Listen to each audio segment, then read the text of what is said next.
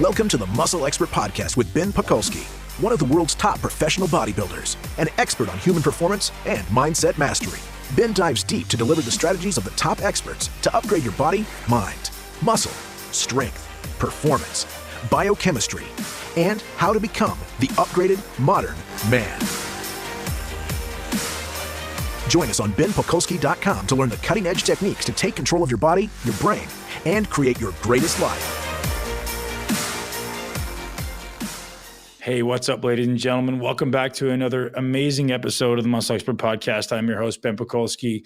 Today has absolutely nothing to do with muscle building, but it has everything to do with finding how to live your greatest life, how to create happiness, what happiness really means, how to determine our values, which become our guiding light in life. This was one of the most mind-blowing conversations I have ever had in my entire life.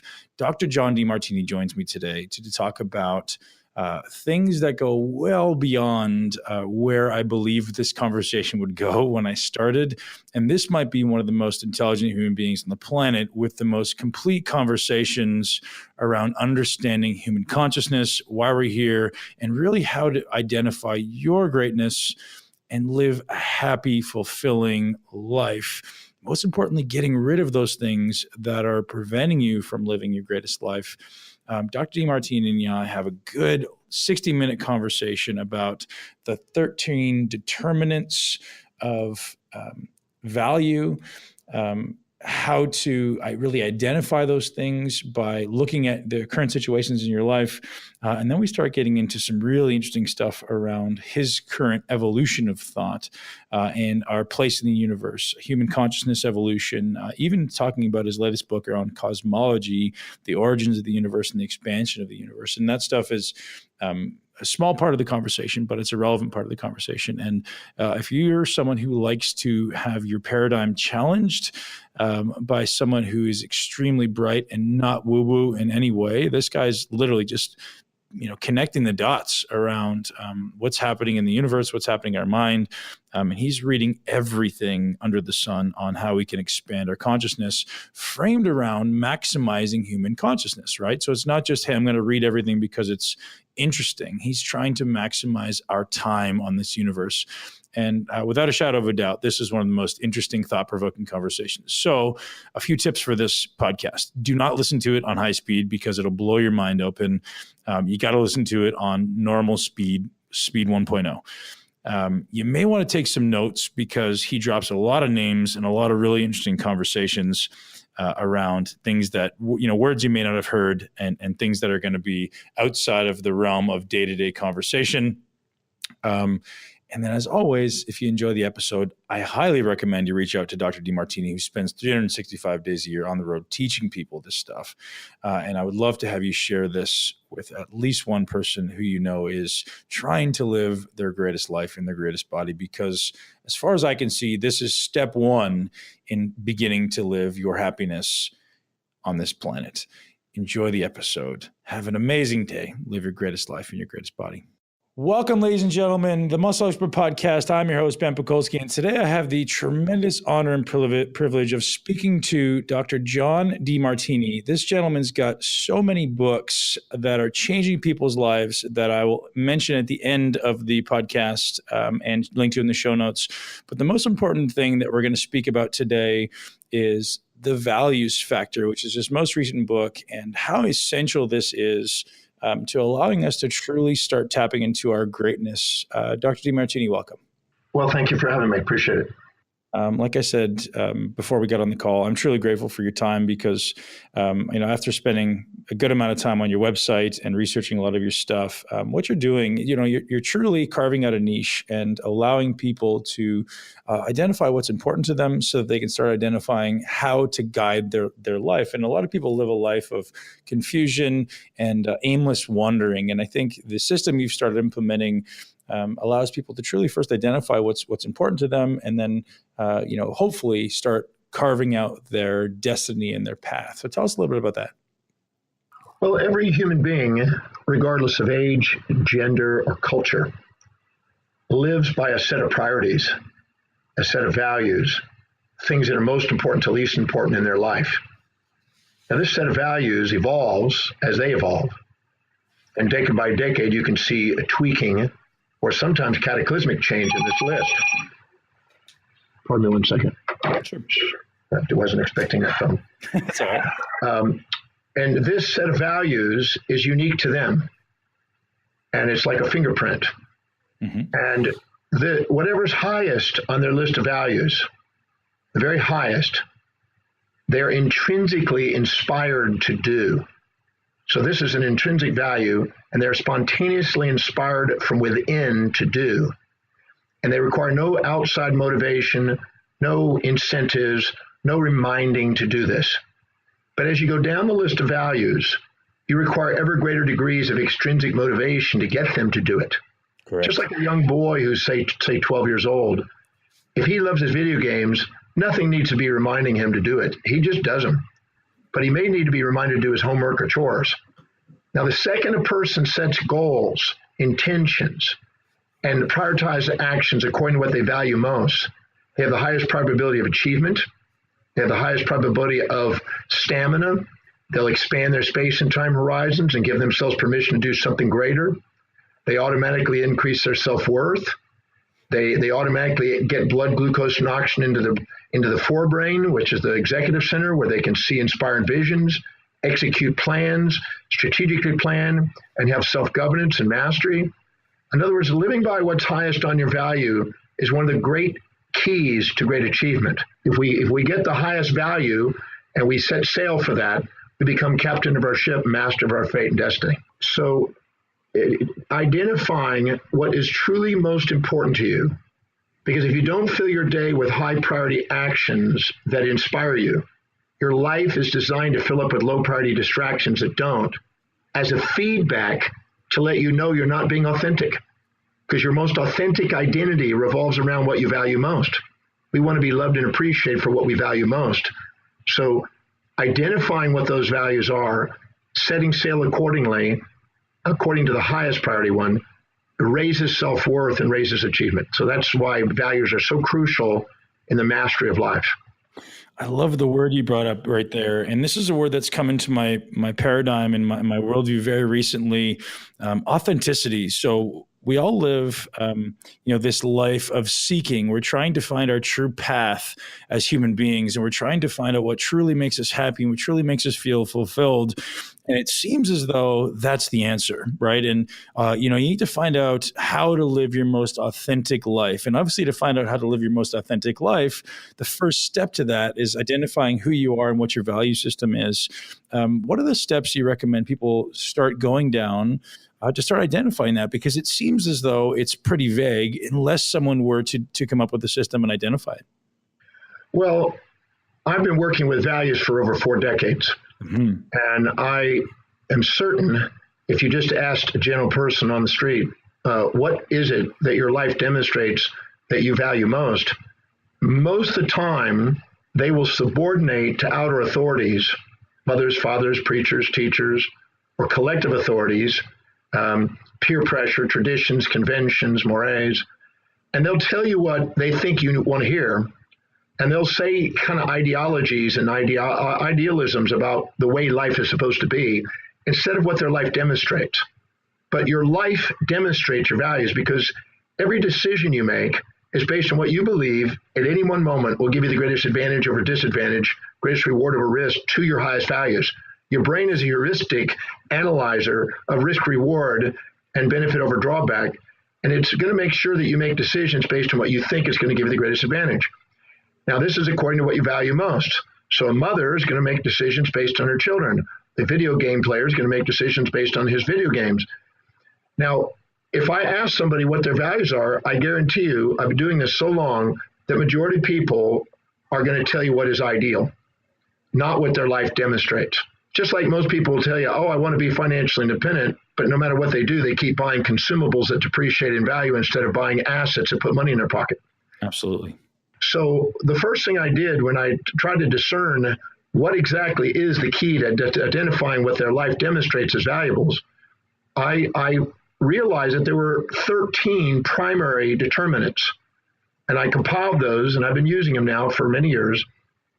In fact, on my website, there's a complimentary application that a person can log on to and do. It takes about 30 minutes. Yep. But I look at how do they feel their space? Because things that are extremely important to you keep around you, and things that aren't, you throw in the trash or get away from you. So things that are proximal and close to you are valuable. Things that are not, you push away. So your space reveals, your personal and intimate space reveal a lot about what you value. The second is your time. You make time, find time, and spend time on things that are extremely valuable to you, and run out of time and don't want to make time and don't want to spend time on things that aren't. The third one is what energizes you. When you're doing things that are high in your values, you have more energy at the end of it than you started. And when you're doing things low in your value, you're drained. So that tells you it. Another one is how you spend your money. The hierarchy of your values determines how you spend your money. And so look at where most of your money is, second most and third most tells you a lot about what your values are. Then I look at where you're most organized, because you tend to bring great order to things that are valuable to you and disorder to things that aren't. I look at where you're disciplined most, because you're spontaneously inspired to act on your highest values, and so you're automatically perceived as disciplined in that area. Nobody has to remind me to get up and research and teach. I do it every single day, and I've been doing it for 46 years almost. So there's no motivation needed to do that. If you require motivation to do what you say is important, what you say is important isn't important. So look at where you're disciplined. The next one is, what do you think about? What do you visualize about?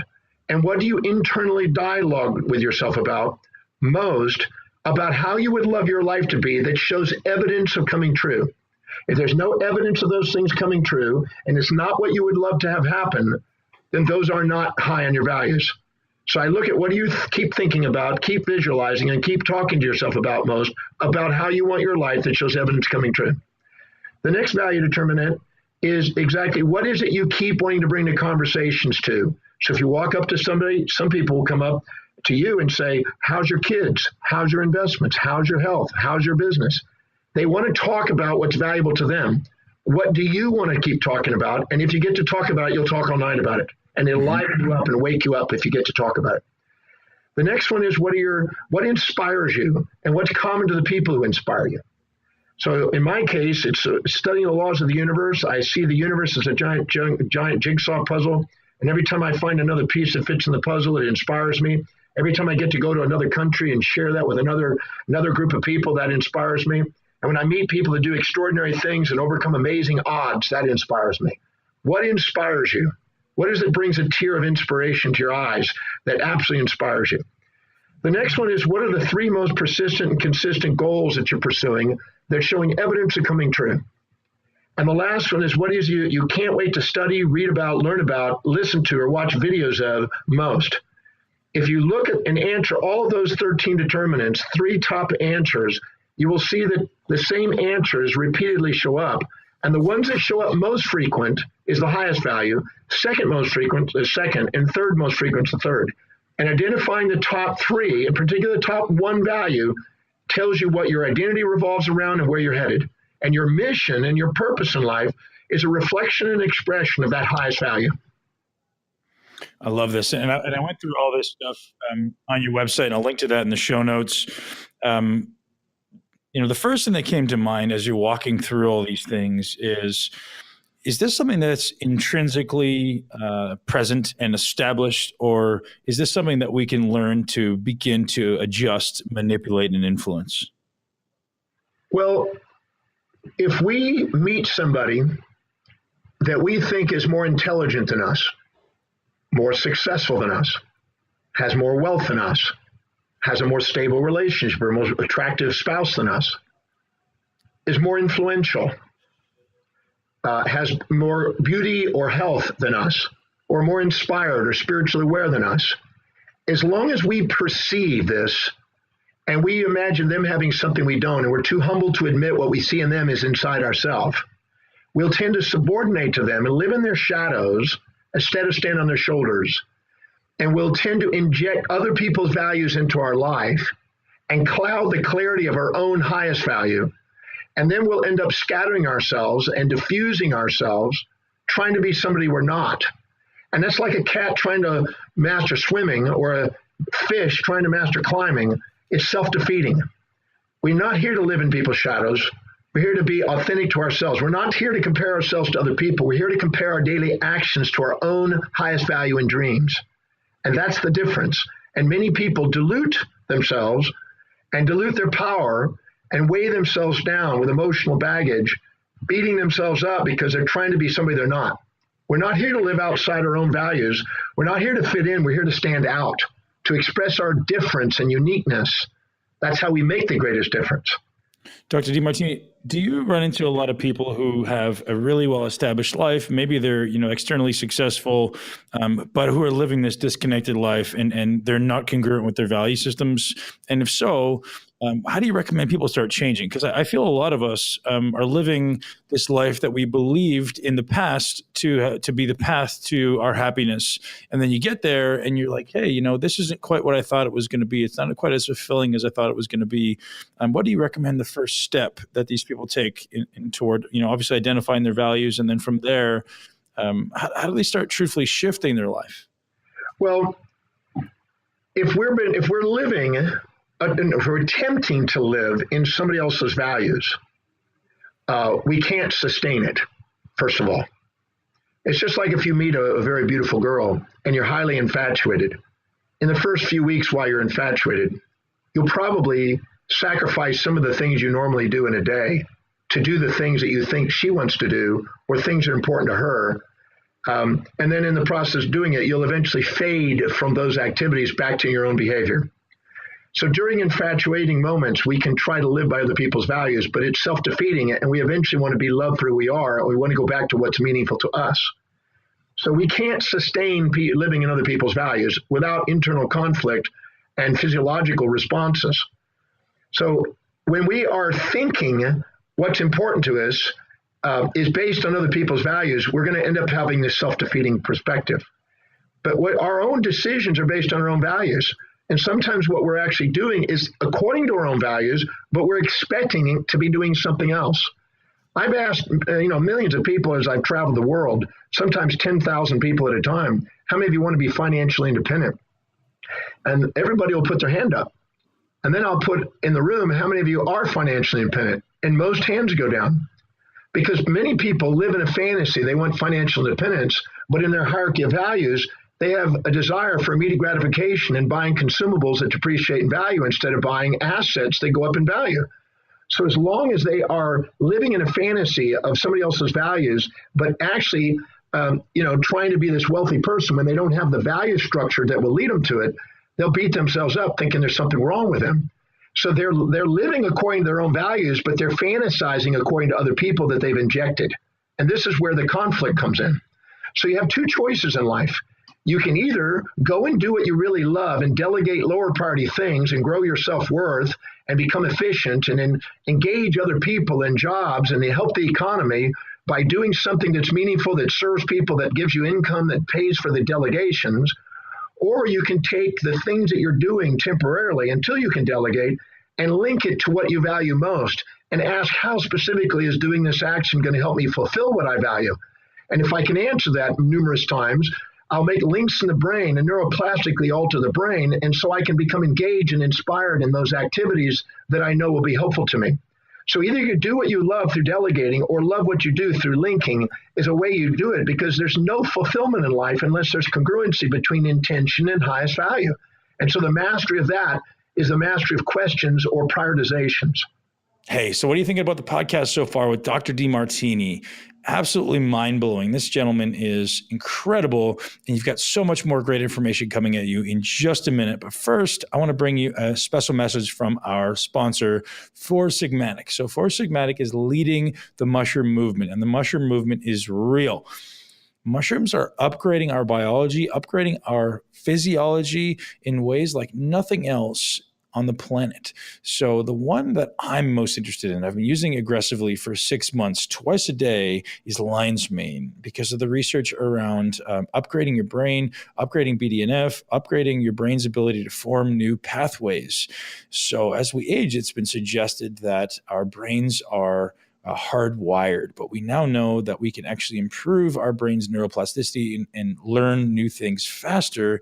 And lion's mane has been something that's been shown to actually accelerate that process. So I've been experimenting with it and I absolutely love it. It goes in my coffee every morning, 3 grams, add 15 mLs of MCT, add a little bit of alpha GPC, and you are wired and ready to go for the day.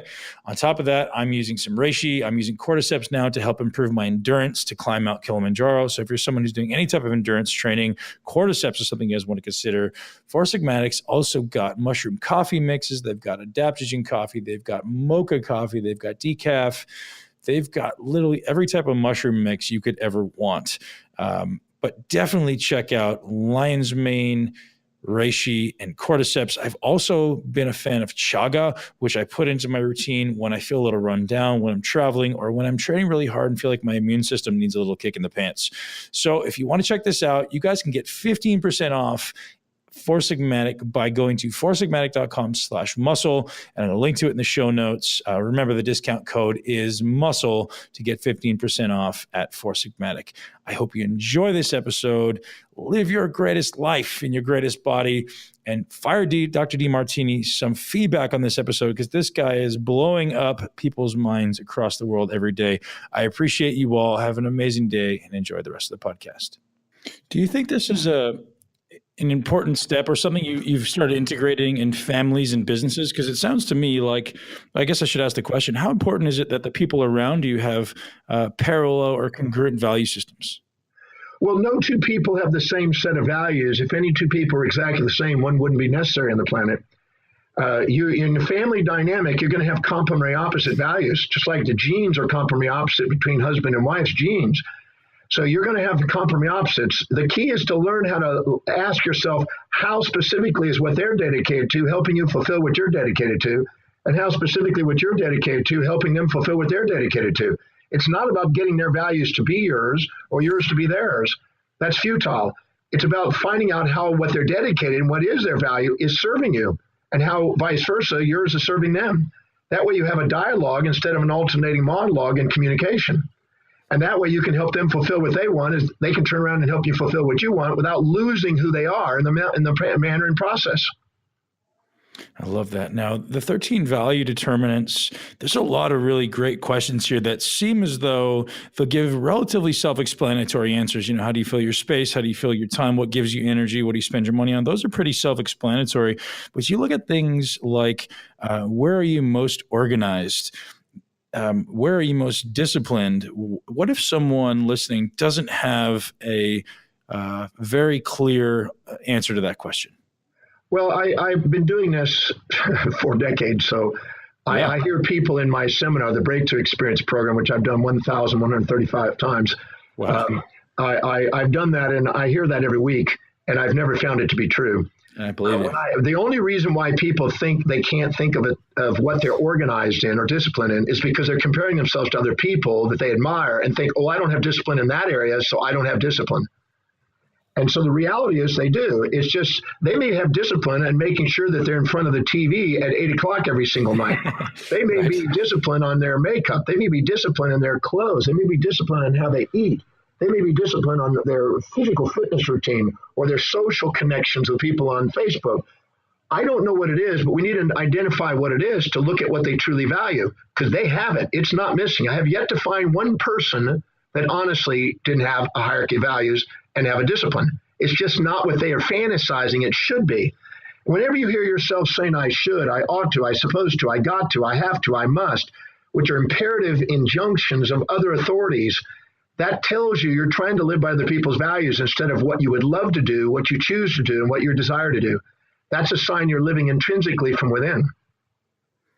This truthfully feels like the number one step to happiness, Dr. Demartini. How did you begin to walk down the path of learning to understand this stuff? Obviously, you're an extremely well-read, well-studied person. What were the catalysts for you to start understanding this process? What it seems like better than anyone else on the planet. Well, I've been working on this for 46 years almost. Mm-hmm. So I've been doing it a bit. But what I'm interested in, I'm not interested in the pursuit. Aristotle described happiness in two fashions. there's a hedonistic happiness, which is transient and bipolar in nature, a search for pleasure and a search for ease and sort of a passionate, search for a one-sided outcome in life. And then an eudaimonic one that is embracing both sides of life and having true fulfillment. I'm not interested in immediate gratification at the expense of long-term fulfillment. So I'm not looking for quick happiness or quick fantasies or super pleasures and hedonistic pursuits, because the hedonistic adaptation in our brain won't allow us to stay that way. We'll automatically neutralize that through time, and like a thermostat will get us back into our temperature. But I am interested in looking for something that's meaningful. That distinguishes us from the animals. The animals are easily looking as a dopamine fix to avoid predator and seek prey and avoid pain and seek pleasure. But the human being is able to embrace pain and pleasure in the pursuit of a purpose, something that's meaningful, the telos, as Aristotle called it. And it's this that allows them to stand out and make something of a contribution to humanity. It allows them to pursue challenges that inspire them to originate and innovate creative genius expressions.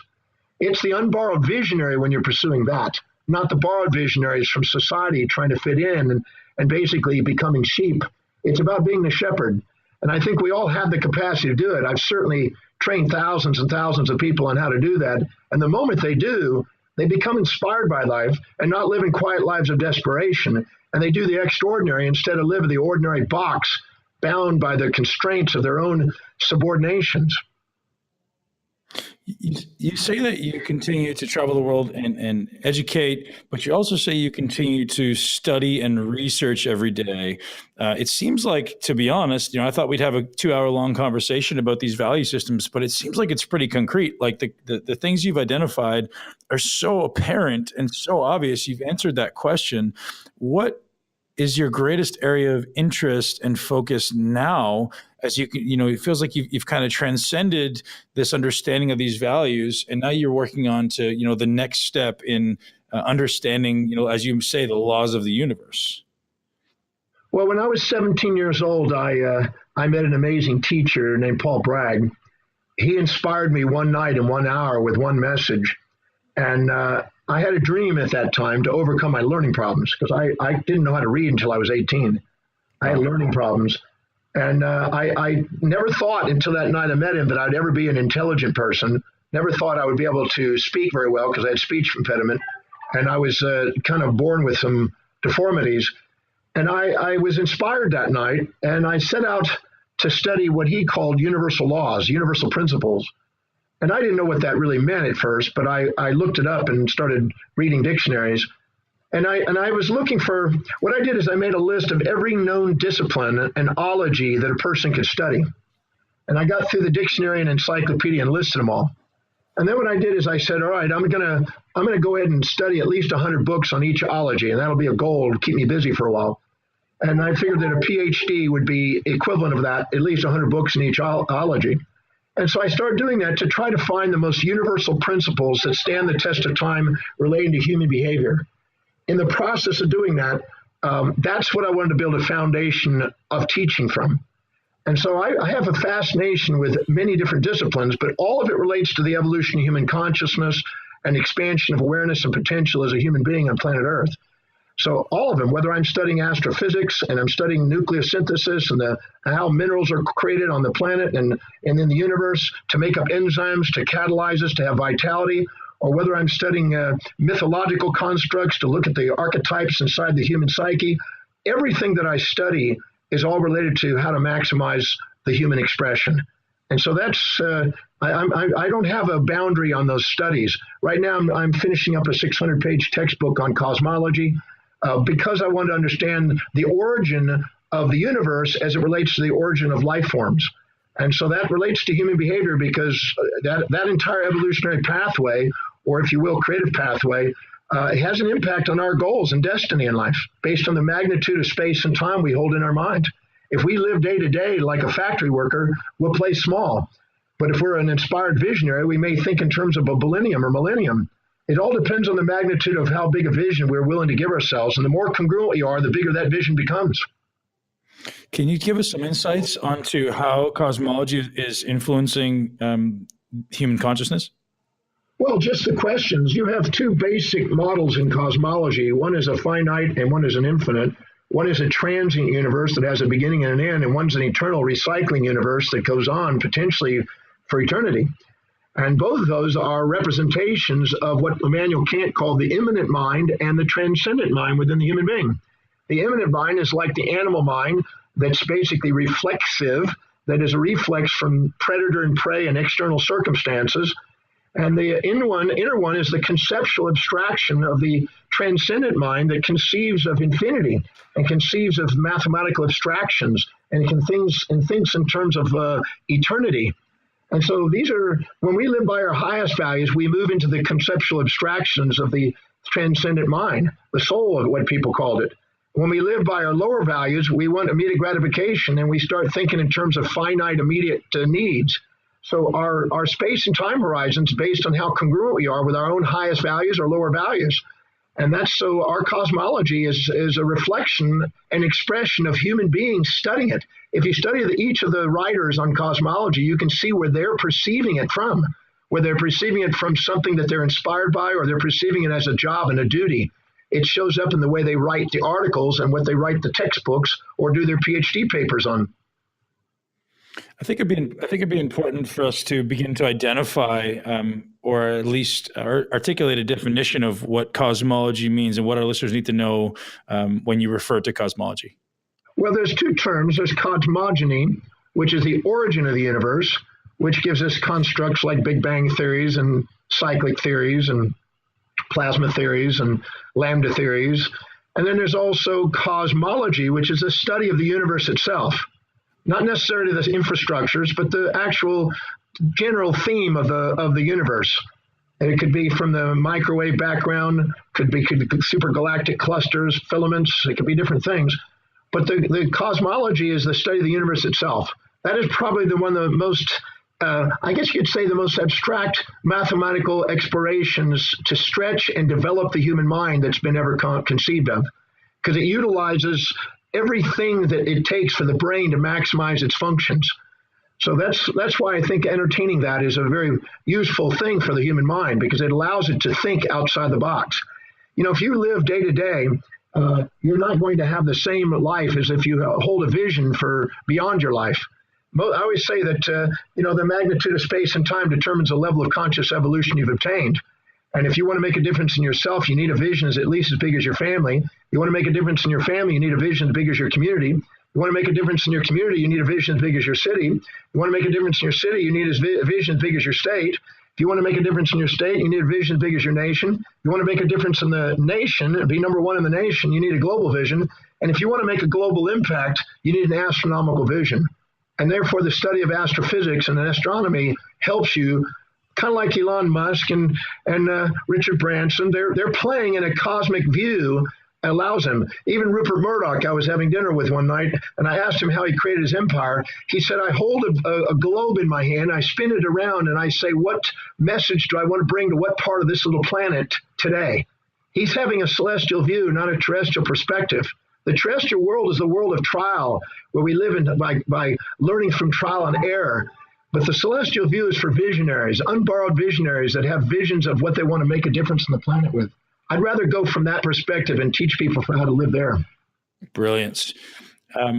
So knowing your level of intellect and how much you've dived into this, what do you feel that this is completely an obscure question, but what do you feel the actual value or the impact of a human race is in this cosmic reality? Like what role do we actually play from what your research has found? Do you have any opinions on that? Absolutely. I love that question.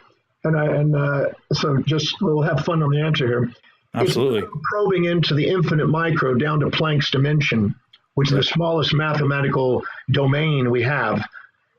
We seem like giants. We seem like the whole universe. As we approximate the infinite micro with our awareness, we become like the infinite macro in our influence. But if we go out and expand out to the infinite macro, beyond the observable universe, into the most cosmological theories we can, we become an infinitesimal and we become insignificant. And I think it's wise to have both in your awareness. That's why studying the micro and the macro to their fullest lengths, to the infinity, or at least to the observables, and at least to Planck's limitations, I think by studying that, I think it exercises the mind and gives you a new perspective and allows you to know what you're capable of doing and targets you on what's really inspiring to you. How much have you dived into the reality that lives outside of our five senses? And what perspective can you give us into what you see or what you feel exists outside of our five senses? So I think so many of us live within this construct of, hey, this is what I can see, hear, smell, and touch. And without this, nothing else exists. Obviously, we know now that's well beyond the reality. What have you experienced, and what do you think exists that is relevant to us? Well, the five senses are very limited. Mm-hmm. I mean, we only have a certain nanometer range that we can see. We have 30 to 30,000 cycles a second that we can hear, basically. Smell is very limited, and many times we have anosmia because of some of the smells we've had. Our taste buds are fluctuating based on emotions, and our tactile is limited by what we can reach out for and touch. So those five senses are only one. That's a small subset of the 109 senses that I've identified. We have autochthonous sense, which is basically tonal-fibril tensions between cells we can identify. We have navigational sense with place and grid cells for space and time. We have magnetic sense at the mitochondrial level. We have 105 other senses that most people have to be trained to understand. And then each of these senses can be extended by microscopes and telescopes. And even within those boundaries, it's still a bounded universe to us. And even though Wheeler says that, conscious measurement creates a new reality for us, there's truth in that, but it's still finite. Therefore, the empirical world is limited and elusive at best. Now, outside those boundaries, we have theories. And the theoretical outside that is necessary for us to broaden our minds, to open up the boundaries and continue to live with holy curiosity and keep pursuing the mysteries. The solutions to the mysteries is what all great Nobel Prize winners and all great thinkers have pursued, great philosophers. So we have to live at the boundary. As Giordano Bruno did, he basically believed that outside the boundary of the celestial world, there was something even beyond, something infinite. And I think that that's a necessary component for us to contemplate that, because otherwise we would never escape our boundaries and our senses. And by no means are they even conceived to be anything but limited. So I think that we have an inner mind, kind of like a bodhisattva inside, that's capable of going inside and integrating, theoretically at least, abstractions that go beyond our perceptions into conceptualizations for the future.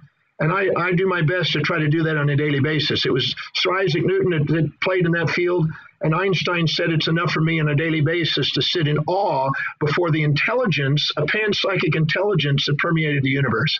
So I'm a firm believer that that's an essential component of making us distinct from the animal, because they can only reflect what's observed with their senses, and we have the capacity to reflect upon reflections.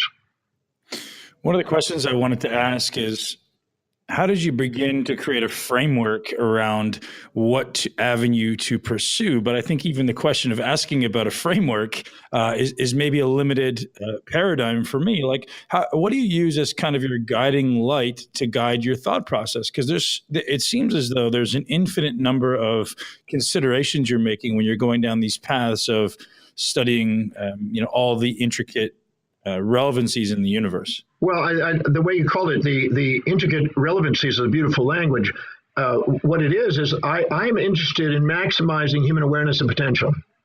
That's it. So in the evolution of human consciousness, the involvement of being aware of the intelligence that's here.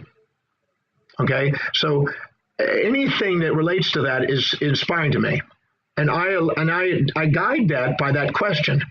In any one day, I may study many different disciplines, but it's all related to that one thing. And I organize my knowledge. I don't just study. Everything I study is organized and put in a particular place, so it's structured in such a manner that I can utilize it to serve people with. And I utilize it in a way that is pass-onable, you might say, something to pass the torch to somebody. So I don't just read for the sake of reading. I read to organize knowledge, to put together a giant cosmological puzzle that enhances the person's experience of being human. Wow. coming back a little bit to what we said is the laws of the universe, are there, assuming I don't know the answer, and I'm assuming my audience doesn't know the answer, are there immutable laws of the universe that, governing our reality or governing our existence? Well, that's a good question, and this is a philosophical question, because there are some people in brain theory, which is basically a derivative of string theory. There's an idea, and it's just hypothetical, that there may be two brains, which are basically membranes, rolled up multidimensional strings at Planck's dimensions, stretching out to infinity, that actually collided and created our universe, our so-called Big Bang construct. This cyclic brain model believes that there may be alternative constants in different universes. And then you got people like Andre Lin, who has this idea of a multiverse, and he thinks that maybe in various types of universes, we have just one of them, there may be a whole new set of constraints and constants there. Yeah. We have no proof of those, but all we have is the constants that we've been observing, and we have no absolute proof that some of these aren't going to be variable based on different constructs. I mean, it was Paul Dirac that even believed that some of the constants of light were changing, and some of the constants of thermodynamics were changing. So I can't state with absolute certainty whether these are absolute constants multiversally, or whether or not they are just what we've seen within the time frame we've observed them. But I suspect that some of these are conserved. There's a great indication and meaning behind them. I don't see any evidence really going against them other than hypothetical. So I use those the best I can with what models we have until I am proven wrong. And that's what we have. So the conservation of energy, the conservation, these are all Nether's theorems of symmetry. Conservation of baryon number, lepton number, that's mass, energy, linear momentum, angular momentum, charge, Strange's number, time. These are all symmetries that we appear to be pretty conserved in everything we've studied. So one of the terms you brought up there was, alternate universes, alternate dimensions. Do you believe we have an ability to access other dimensions? Like, obviously our consciousness is extremely limited by our ability to perceive our reality, but are there people on the planet, or do you believe there's a way to start walking down the path of consciously accessing different dimensions? Well, first of all, we have to ask, what exactly do we mean by dimensions? There are different theories. Right now, up until the time of Hermann Minkowski and Einstein, around 1905 to 1918 or so, we had a construct that we lived in a three-dimensional universe, a Cartesian grid. Then we had time, the things were moving around in time in a three-dimensional grid. Then there are people came along and said, no, there's 6 dimensions. There's 4 that are spatial, and there's 2 that are time. Then they had others that had 3 dimensions of time and 3 dimensions of space.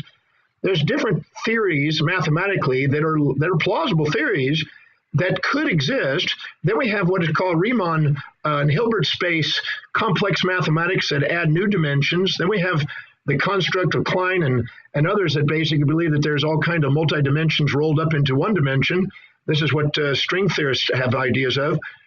I can't say. These are mostly mathematical and hypothetical languages that we can't prove or disprove yet at this stage. We know for a fact that our senses are primarily limited to the 4 dimensions that we normally live in. But we can certainly theorize and certainly mathematicalize these other dimensions. So I can't prove or disprove on that, but I know that a person under some sort of a brain damage or brain chemistry changes or whatever can certainly access things that don't seem to be real in this world. And that with that, we have those dimensions, but most of them are dissociated psychotic states, we call. But who's to say? Maybe they live in a dimension that is more profound than ours. I know that if we look at John Nash in A Beautiful Mind, who created the work that he did, he was schizophrenic and he lived in an alternate world, but he actually used that to his advantage. So I can't say that this world is the only world with certainty, but I can say that this is the one we're working in, and it's a magnificent one that we're working in, so might as well use the 4 dimensions that we use. There's a lot we can do with that, but I can't prove the other ones yet. There seems to be a huge shift in our reality happening now in this consciousness revolution, evolution. and everyone wants to accelerate their journey. A lot of people are going down the route of using psychedelics. Do you think there is a mechanism of accelerating this consciousness shift and conscious awareness? And the second follow-up to that is, do you think that psychedelics play a role in that? I get asked that quite often.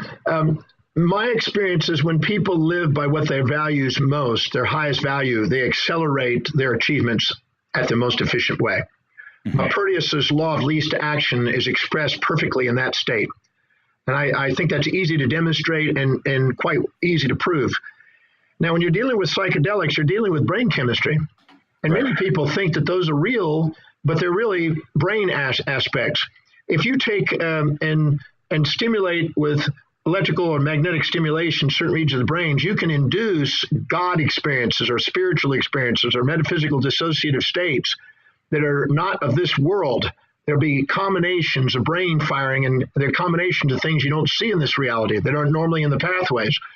Can that help the person? Could.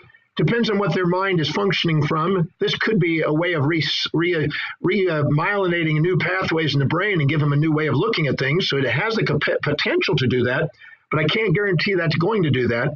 I've certainly seen enough people that spin out and dissociate and end up working against themselves with the drugs if they use them excessively. But I've also seen some people who utilized them and expanded their awareness and played a new way of looking at life. So I think there's a place. I think they've been used for centuries, millennium.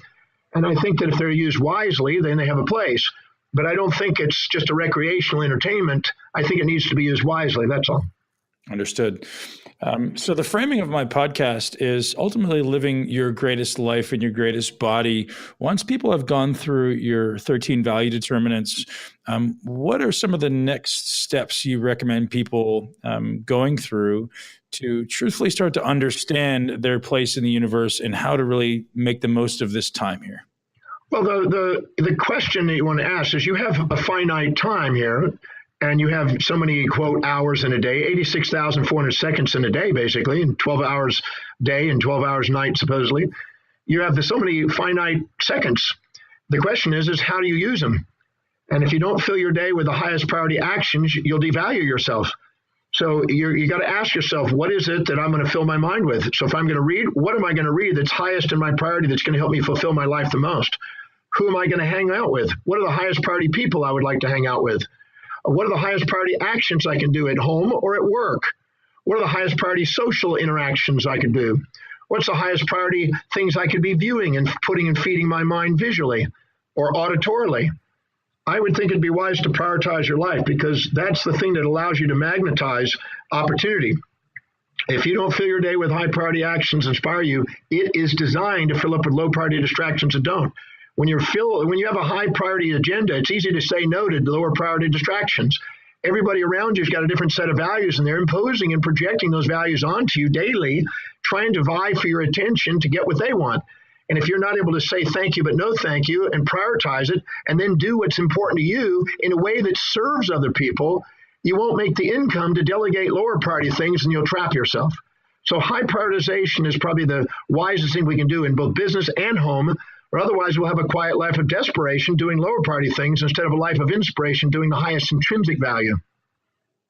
One of the things that I'm a huge proponent of, as you just mentioned, is daily habits, routines, and rituals. What are some of the daily habits, routines, or rituals you implement to make sure you're making the most of these 86,400 seconds? Well, for many years, I've been going back, this is over 30 years ago, I learned to ask myself every day, what is the highest priority action or actions I can do today to help me fulfill my mission on Earth? So I got clear about my mission starting at age 17. And then I just kept asking, what are the highest priority actions I could be doing today, right now, that can help me fulfill my mission on Earth? And I kept those on index cards, 3x5 index cards. And I wrote down 7 of them, the highest priority actions, 7 highest priorities that I could do. And I kept those, and I kept them in the index card boxes, like they had little hundreds packs, and you put them in 1,000 box. And then I went back over them and I looked at what was the highest priorities of the highest priorities over a long period of time. And I identified, in my case, research, write, travel, teach. These were the ones that were the highest priorities that repeatedly showed up. So then I basically decided that everything else is going. I'm going to delegate everything else away. So I delegate everything else. I don't drive. I haven't driven since 28 years almost. I haven't cooked since I was 24. Anything that's low in my values, I delegate to specialists that have it high on theirs so they can be inspired doing what I don't want to do, so I can be free to do what I'm inspired by. And that allowed me to earn way more and have the life that I have today, traveling the world and doing what I love. And I found that I asked that question, where would I love to travel? Highest priority things. What would I love to be doing with my hours in a day? By going through that, I found that a crucial thing, and I did that. So now I know I don't even have to do that. I know what it is, and I just stick to it. And I find myself by doing that, you could top it up by saying, what's the highest priority action I can be doing this moment that can help me fulfill my life? Because your life is fulfilled based on your congruency. And if you do that, you're going to get the most out of life, and you're going to be able to ripple effect that into the difference you make in other people's lives. Because everybody's yearning to be authentic, and your highest value is your most authentic self. And when they see people living that way, they're drawn and magnetized to them, and they automatically want to learn from that individual and see that in motion so they can follow in suit. Wow. So obviously you've been living this reality for 46 years. It's become habit. You're living your 7 high priorities every day. Do you still have a daily introspective time to allow you to assess and be alone and go inside your own conscious and create awareness? Yeah, what I do is I have people in different parts of the world that are all participating in my agenda. So what I did is I typed up an agenda. My highest priority in my agenda is sharing through either keynote speeches, seminar presentations, workshops. That's highest. The second underneath that would be obviously podcasts, webinars, and any form of social seminar expression. Then there would be consulting, and underneath that would be then TV, radio, newspapers, magazines, or any form of social magazine interview formats or writing articles. I put out 40 to 70 articles a month on average. And then underneath that, I go into doing my research, automatically goes into research or business meetings. It'll oscillate. And then the research, that's the rest of the time is research. Underneath that, I have also my social interaction that's going to be conducive to doing what I want to do on my mission. So I have a hierarchy of values in my daily agenda, and then I have specialists around the world that help me, publicists that are involved in that, seminar promoters are involved in that, and it goes into a master center where they all are pitching in, and it has to go by that priority system. And then I get that printed out, and then I have that in my feed pretty well every day. It's sitting in front of me right now as I'm speaking. And then I have a day that's full. I don't ever have a day that's not full. It's full each day. It may be with research. It may be with interviews. It may be speaking. Whatever it is, it's full because I know that if I don't fill my day with high priority actions, it fills up with other people's stuff. And opportunists are constantly surrounding you to vie for your attention. And so I do that, and I have people now that follow that format. I gave them the priorities. They have to follow those priorities. That's their job, to fill up my day to make sure it's filled. Other than that, it goes into research, or under that, it goes into family and relationship. So that's not my highest priority, but that's down underneath that. If I wanted the quickest path to downloading Dr. Demartini's brain, where would I start? I don't know if you want my brain. I think it's wiser to want your own brain. The information in your brain, meaning, you've got a number of books, and there's a number of articles, obviously, and there's podcasts, and there's YouTube, there's keynote speeches. So the first thing I do is I link to your 13 value determinant site. And I want everyone to go there right away and get this done, because ultimately, like you said, if we're not doing these things, we're not providing our greatest contribution to the universe. Subsequent to that, I want to know, for my own benefit, what's the next step for me as far as downloading everything that exists in your brain? Well, I don't know. I have 76 courses that I teach, and there's 365 days, about 14-hour days in each of those if you put them all together. Yeah. So, it depends on what your intrigue is and what your values are and what's the priority to you. But usually what people do is they come to an evening event like I'm doing tonight. I'll be doing a presentation, basically the science of getting what you want. That'll be the speech tonight. And then what will happen is if there's an interest there for people, they may go online and explore what's all the complementary information I have on there. Because thousands of articles in my media library that they can read, or there's thousands of radio and television interviews. There's an educational thing on my website free for people.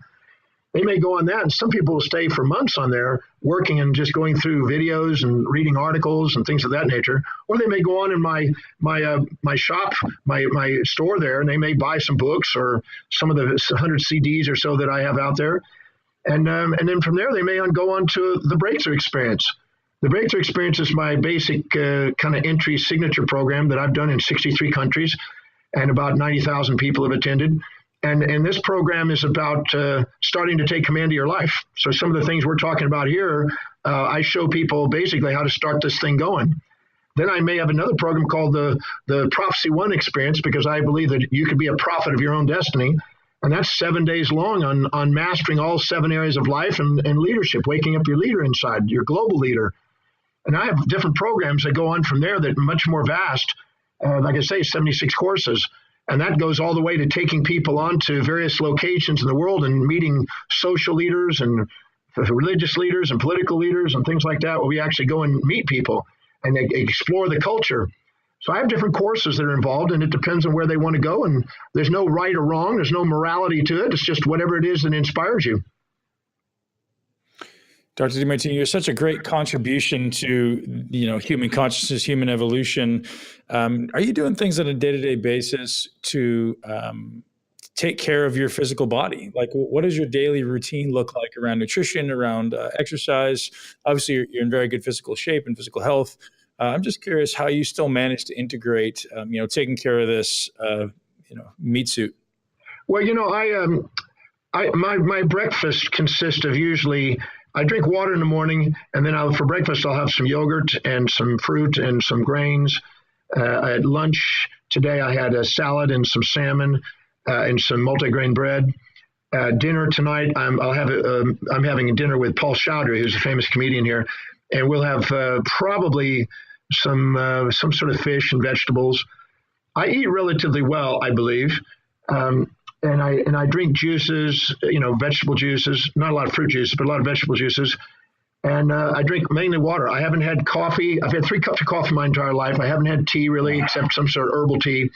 I don't drink anything else but water, basically. And so I don't overeat. I'm very disciplined on that. I eat to live. I don't live to eat. And so I've not ever been overweight or anything like that.